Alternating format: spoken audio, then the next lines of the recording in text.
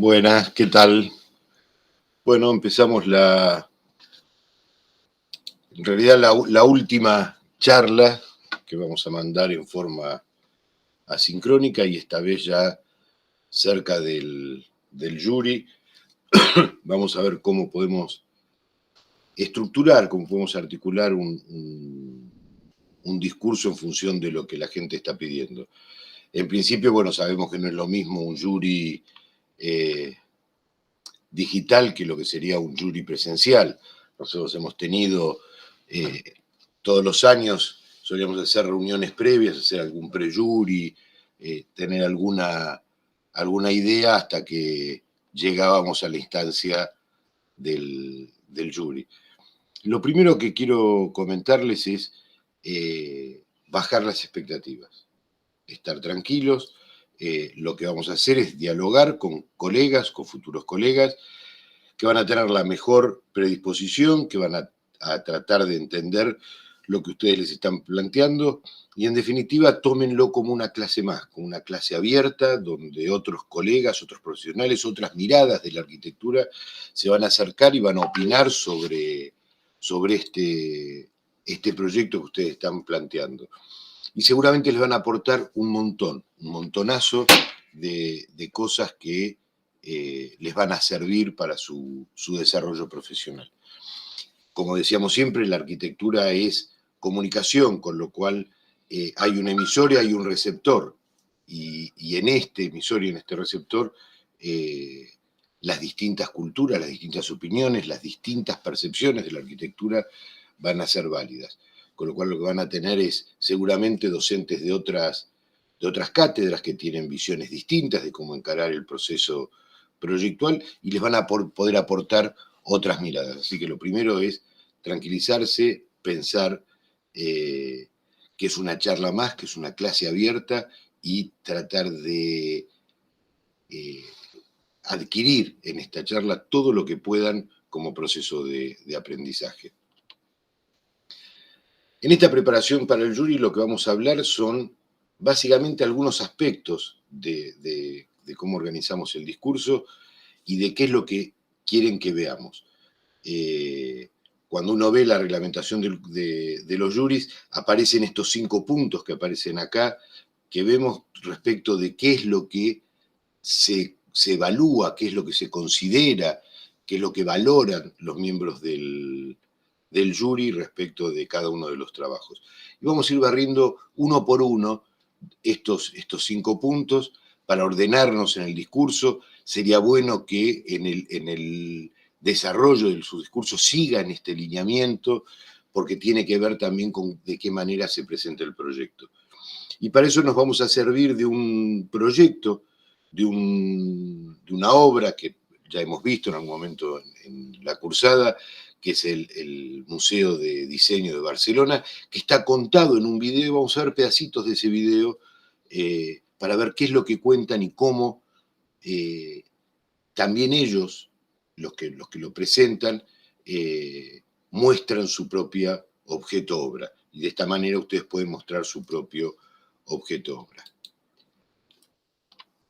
Lo primero que vamos a analizar es el aspecto urbano. O sea, cuando nosotros arrancamos el proyecto, arrancamos haciendo un análisis del entorno, de la ubicación, de un montón de elementos que fuimos tomando en cuenta respecto de qué es lo que teníamos que ver para desarrollar el proyecto. El emplazamiento, la orientación, los accesos, la interacción con el entorno, todo esto que hablamos de las sendas, los bordes, la definición de barrios, que es lo que me va a llevar a que en mi objeto obra tenga como fundamental expresión el diseño de este nivel cero, el diseño de los accesos, cómo llego a este objeto obra. Y eso es lo primero que voy a tratar de contar. Vamos a ver qué pasa en el Museo del Diseño de Barcelona cuando quieren contar esta situación, ¿no?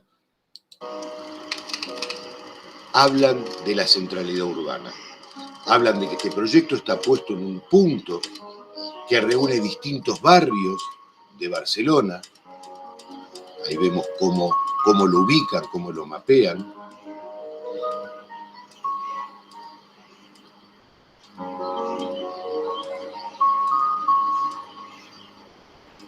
me ubico en el sitio, me ubico dónde estoy desarrollándolo, y plantean algunos aspectos importantes del emplazamiento.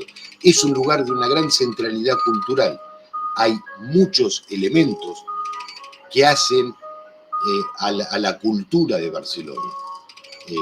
El Teatro Nacional de Cataluña, por ejemplo. Esto significa que estoy hablando de un sector, de un espacio, de un nodo que va a tener que ver con esta cuestión cultural.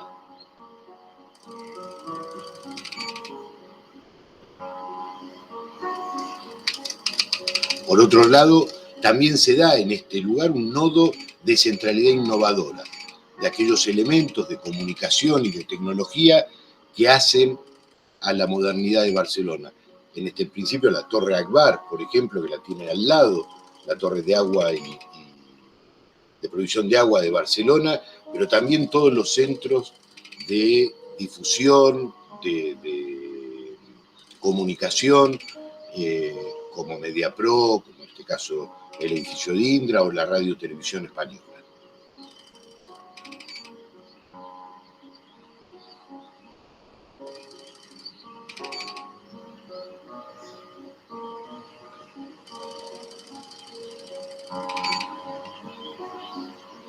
Esto le da una característica al lugar. Y por otro lado analizo las formas de comunicación, el tranvía, cómo lo afecta, cómo lo cruza el metro, el tren, las líneas de colectivo que lo van a afectar, o el subterráneo, las bicisendas. Todo esto me habla de un lugar que irradia direccionalidad de circulación, que es un conector que va a unir desde el mar, desde el Mediterráneo hasta la montaña. Conecta barrios, es un punto neurálgico, y esto me va a referir a que ese nivel cero, que es el que estoy circulando ahora, que cubre un desnivel, que ya vamos a ver, entre la entrada y la salida, se transforme en un eje central. Este es el cruce del desnivel que atraviesa, que va de 7 metros a 14,50, o sea que cubre y pasa por dentro de este edificio. Estos son los elementos que van a hacer que el proyecto tenga una característica determinada en el nivel cero. Este análisis que hicimos en su momento de todo lo que eran las plazas, los accesos, la llegada, los nodos, si quiero que mi proyecto se transforme en un nodo. Entonces esto me va a definir, como decíamos, ese nivel cero, en este caso, en el caso de Barcelona, la plaza seca, la circulación de la feria, el espejo de agua, todos aquellos elementos que le van a dar conformación y característica a este programa. El segundo punto tiene que ver con la pertinencia del programa. O sea, ¿qué es lo que estoy desarrollando? ¿Qué es lo que estoy trabajando? En este caso, en el caso de la sede del CBC, cómo armé ese programa de necesidades, y ese programa de necesidades cómo tiene un tamaño, tiene requerimientos propios, tiene un dimensionamiento. Y en esto empiezan a aparecer las ideas principales de la composición de mi propio objeto obra, ¿no? En el caso del Museo de Barcelona van a aparecer la disposición en las plantas, en estas plantas que hacen esa gran plaza seca con los subsuelos, pero también van a aparecer en las plantas del volumen que se levanta, la circulación, cómo organizo estos espacios, cómo esta espacialidad tiene una lectura, tiene un continuo, tiene una idea de circulación y de espacialidad. Hacia dónde miro, hacia dónde no miro, qué cierro, qué abro, qué es lo que voy viendo en esta imagen, ¿no? Y esto es lo que ustedes tienen que contar de su propio proyecto. Cómo vinculo todo lo que es el programa de necesidades con sus requerimientos y sus espacialidades, y hacia dónde lo vuelco, qué es lo que quiero mostrar con este objeto obra. Vamos a ver otra vez, ahora en el video, esta parte de cómo funciona el proyecto. Vamos a ubicar el punto exacto.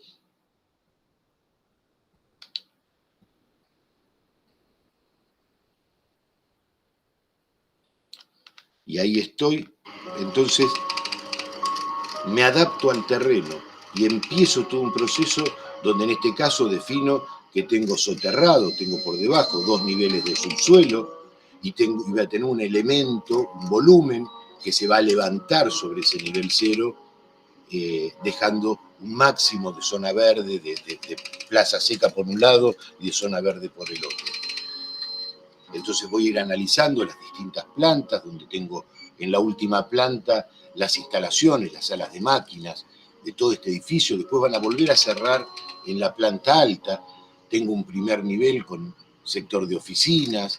Entonces empiezo a relatar y a ver cómo se articulan estos espacios y qué imagen estoy queriendo lograr en cada uno de estos espacios, ¿no? La zona de depósito de las obras, los talleres didácticos, todo lo que se va a ir desarrollando en este primer subsuelo, la planta -1, que está por debajo de esta plaza que vemos arriba. Y ahí aparece el primer nivel, con las primeras salas de exposiciones, abiertas a ambos lugares, con iluminación natural, con una iluminación artificial, exposiciones fijas y exposiciones temporarias. La parte que me vincula con lo social, el restaurante, la cafetería, que es aquel elemento que va a tener la vinculación directa con el entorno, la biblioteca y básicamente ese vestíbulo, ese acceso que es el que me va a permitir con estas escaleras cubrir ese salto de diferencia de nivel entre un acceso y el otro, y que me articula, me hace de nexo en este elemento de circulación. La biblioteca, que voy describiendo las funciones y qué es lo que, por qué están ubicadas en cada uno de estos lugares. Entonces, una vez que llego al acceso y que este acceso, empiezo con esta llegada que me vincula ahora al otro nivel de salida, al nivel 1450. Decíamos, entro por un 7 y sigo al 1450. Y voy subiendo y tengo mis salas de exposiciones, en este caso totalmente abiertas, totalmente neutras, para que lo que resalte sea la exposición, los elementos que expongo y no el lugar como lugar, plantas totalmente libres, con el apoyo de los servicios a los costados.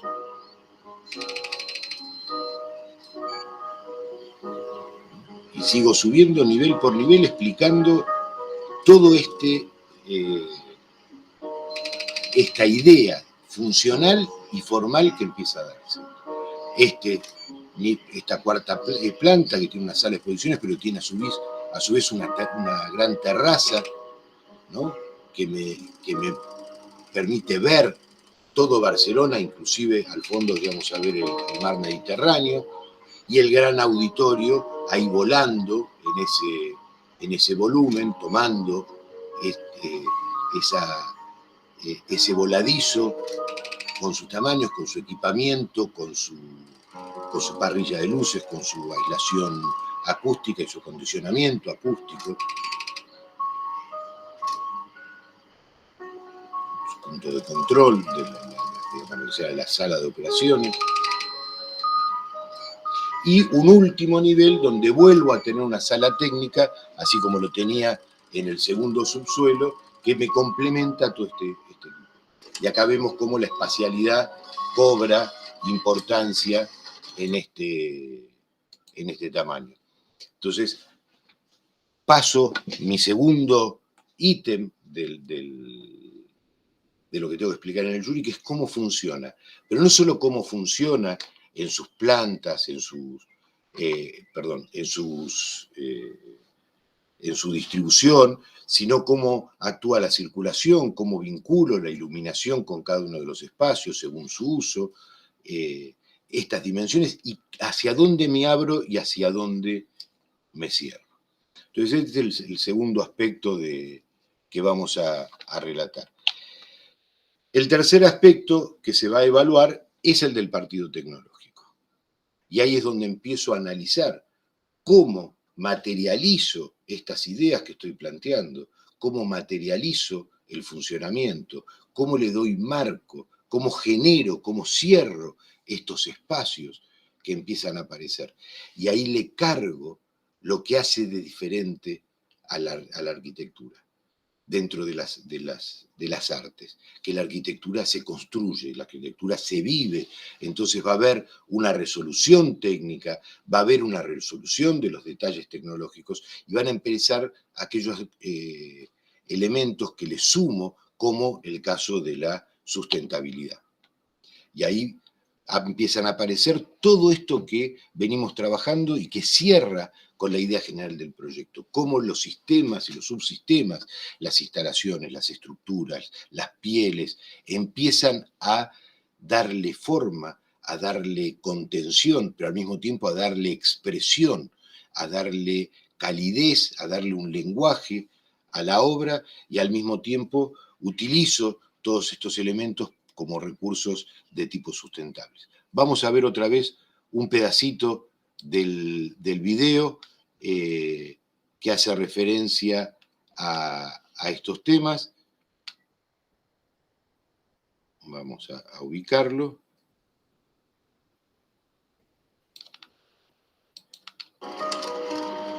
Acá vamos a ver primero cuál fue el proceso de construcción que llevó esta obra y que tiene que ver con cómo armo esta gran platea de base y cómo me aparece ese volumen con una estructura liviana, un volumen totalmente en hormigón. Fíjense, perdón, vamos a repetir esta pequeña secuencia, ¿no? Como aparece, decíamos, esa planta empieza a aparecer este gran volumen de hormigón central que me contiene todo el edificio, y alrededor de ese espacio tan duro, tan pesado, tan cerrado, que me articula las circulaciones, etcétera, empieza a cubrir una piel en estereoestructura que es la que va a terminar armando estos voladizos que conforman el proyecto, ¿no? Y que después los voy a recubrir con una piel determinada. Entonces ahí empiezo también a buscar cuáles son aquellos materiales, aquellos elementos que más me van a representar en esta situación. Las placas de zinc como una piel que va a cubrir esa estereoestructura, el hierro como elemento que voy a usar, el vidrio en aquellos lugares que requiero transparencia y el tipo de transparencia, el hormigón, ¿no? Con su expresión, el aluminio. Entonces cada uno de estos elementos empieza a dar una imagen, la madera, la calidez de la madera. Y aparecen los elementos que voy a estar utilizando en la sustentabilidad, los paneles fotovoltaicos, o la utilización del espejo de agua, que al mismo tiempo me permite trabajar la iluminación. Acá tenemos el caso de la iluminación cenital para llegar a los subsuelos, estas lucarnas, que me permiten que la luz natural llegue hasta lo más bajo. Y ese espejo de agua que me arma esa fachada, ese acceso, me lo enmarca y le da no solo una cuestión de visual, de ritmo a la fachada, sino que aparte me va a ayudar con la inercia térmica y voy a poder reciclar ese agua que estoy utilizando. Estos elementos que decimos empiezan a aparecer en la materialidad, que son aquellos que nosotros vamos a volcar por ahí en la lámina de MP, en el corte 1 en 20, en aquellos detalles, y que no solo me permiten resolver el objeto de obra, sino que en sí mismos son un lenguaje, son una transmisión. Acá vemos este detalle que estábamos hablando desde lo tecnológico, de este gran voladizo que en parte contiene el auditorio, que en parte son salas de exposición, que como decíamos es una gran estereoestructura tomada de esa pata de hormigón que se eleva. Y no nos olvidemos que por debajo tenemos toda esa plataforma que me conforma el nivel 0 y los dos subsuelos.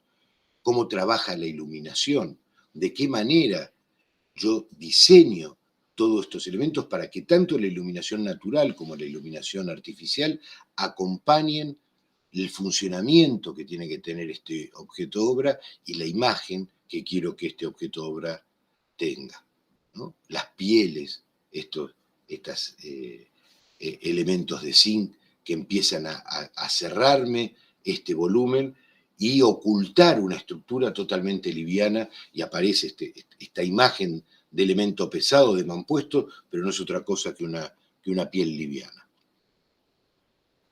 En el caso de ustedes, esto va a aparecer plasmado, decíamos, en el corte 1 en 20, en aquellos detalles, en aquellas imágenes que empiezan a aparecer. Estas son láminas de compañeros de ustedes de años anteriores, en el jury, que empiezan a permitirme comprender en una parte que este objeto obra que estoy realizando es un objeto de obra que se puede construir, que se sostiene y que se sustenta en sí mismo.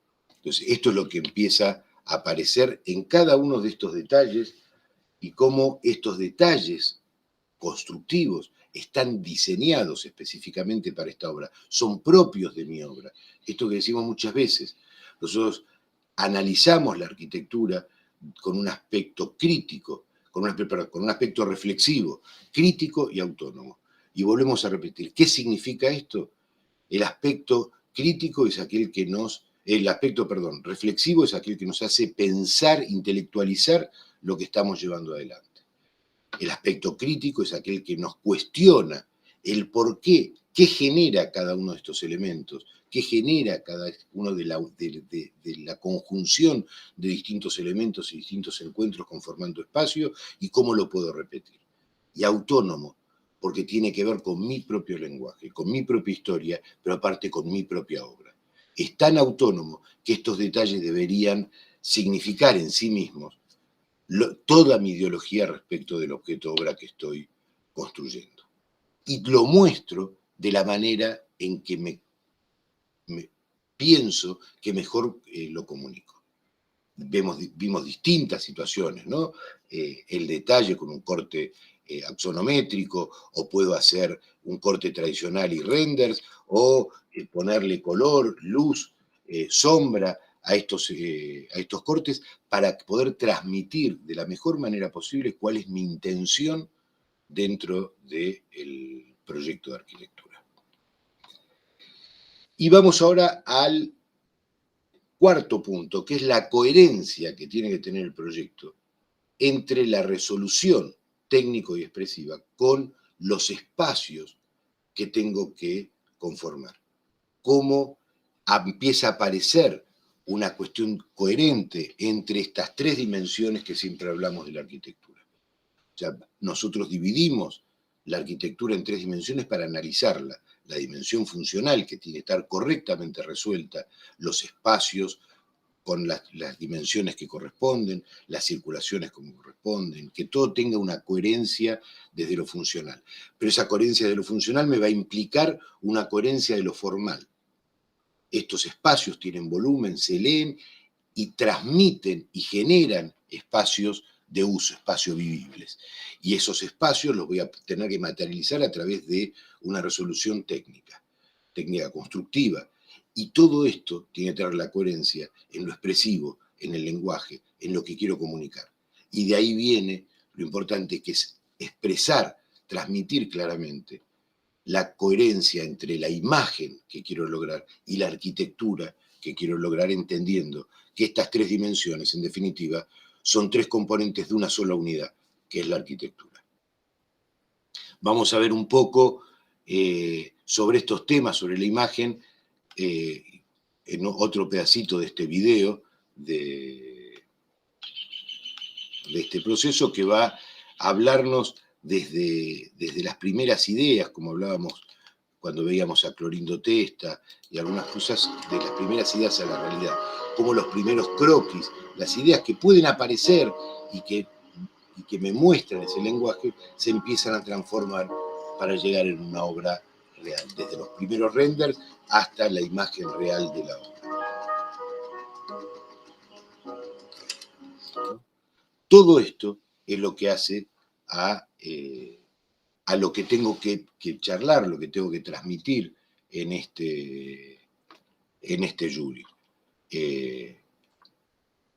Coherencia de la imagen, mostrar el proyecto, mostrar en este caso, por ejemplo, la diferencia que hay entre el día y la noche, cómo actúa la iluminación, ¿no? Cómo trabajo el nivel cero. Entonces vuelvo a este desarrollo, a esta idea coherente que toda la idea, desde los accesos, el análisis urbano, ¿no? Cómo llego con esta rampa en diagonal que me vincula a esta circulación a la cual voy a entrar, voy a subir y voy a salir en otro nivel, y cómo este voladizo se me monta sobre la autopista como eje de circulación, y cómo este nivel cero al que accedo se comunica en el fondo con la gran feria que está ahí atrás, el gran mercado, y transforma todo esto en un gran nodo donde hay transporte, donde hay cultura, donde hay distintos tipos de actividad. La coherencia tecnológica, formal, funcional que tiene que tener la obra. Acá vemos un poco esto que decíamos de los efectos de cómo la tecnología, cómo el partido tecnológico, en este caso el tema de la iluminación, juega y refuerza mis ideas, por ejemplo, de la plaza seca de acceso a este gran museo. Y por último, como elemento que se va a evaluar en el jury, es la representación y la comunicación. Por eso decimos siempre, primero, que lo que expongan sea coherente. Traten de estructurar las láminas de tal manera que me permitan desarrollar mi discurso, desarrollar mi cuento, mientras voy siguiendo la secuencia de imágenes. En este caso, imágenes que se usaban en 3 láminas para la exposición presencial, pero que cuando ustedes armen ese PDF que van a mostrar, puedan ir ayudándose, recorriendo las imágenes, apoyándose sobre las imágenes, para poder barrer estos puntos que estábamos hablando que van a evaluar en el jury, ¿no? Entonces, diagramo mi machete, mi apunte, va a ser la forma en que tengo planteada la exposición. Y siempre empiezo desde lo general, desde aquello que hace al entorno, como veíamos en la secuencia, en estas correcciones, desde lo general hacia lo particular. Voy a arrancar hablando del urbano para explicar el porqué de mi objeto obra en ese lugar, para terminar diciendo este detalle 1 en 5 está representando toda esta idea con la que conformo el objeto obra. Y sin duda, cuando ustedes se expongan ante los colegas, que son los del tribunal, lo que debe quedar claro es que este tamaño de obra, este objeto que ustedes están exponiendo, lo dijimos muchas veces, en un estudio normal no llevaría menos de 1 año, quizás más, poder desarrollar en su totalidad el proyecto. Ustedes en 3 meses lo que están haciendo es plasmar una idea, desarrollar algunos conceptos y demostrar en una parcialidad que quizás sea esta, la del corte, 1 en 20, la del detalle que están analizando, cómo se puede transformar esa gran propuesta, esa idea general que tienen, en arquitectura, una vez que esta arquitectura esté construida. No le vamos a desear suerte en el jury, porque en esto no existe la suerte, porque sabemos el trabajo que hicieron, porque sabemos la fuerza que le han puesto, porque los hemos acompañado y nos hemos acompañado en este proceso de generarnos conocimientos, de integrar aquello que decíamos desde el principio, esos conceptos sueltos que íbamos teniendo y que los integramos en una gran caja de herramientas que nos ha permitido generar ustedes y nosotros nuevos conocimientos, aprender, crecer. Ante todo, un gran agradecimiento. Nos han dado otra vez la oportunidad de crecer 1 año más, de entender 1 año más de qué se trata esta historia de la arquitectura. Y esperemos que ustedes les haya servido, nos hayan podido acompañar un poco con esta situación. Como decimos siempre, ahora simplemente disfruten. Disfruten, nadie crea desde la tristeza, la mejor creación es desde la alegría. Y entiendan que esto es un proceso en el cual ustedes van creciendo permanentemente. Disfruten, disfruten, se lo merecen. Así que, bueno, ahí estamos un poco de vuelta. Aprovecho para saludarlos, para decirles que ha sido un gusto compartir con ustedes esta cursada, que nos quedan todavía un par de clases. Agradecerle muchísimo al equipo docente que nos acompaña todos los años. Son brillantes profesionales, grandes personas. Es un orgullo tener esta cátedra. Nada, nos estamos viendo, vamos a seguir trabajando, los vamos a acompañar en el jury y esperemos que en no mucho tiempo nos crucemos por ahí, por algún pasillo de la facultad, y como no tuvimos la posibilidad de tener la presencialidad, y eso nos hace difícil reconocernos las caras entre todos, como ustedes me ven más de lo que yo los veo a ustedes, si alguna vez me ven por el pasillo de la facultad, simplemente me paran y me dicen, Claudio, te quiero saludar, así nos conocemos personalmente. Así que espero verlos dentro de poco. Muchísimas, muchísimas gracias por todo.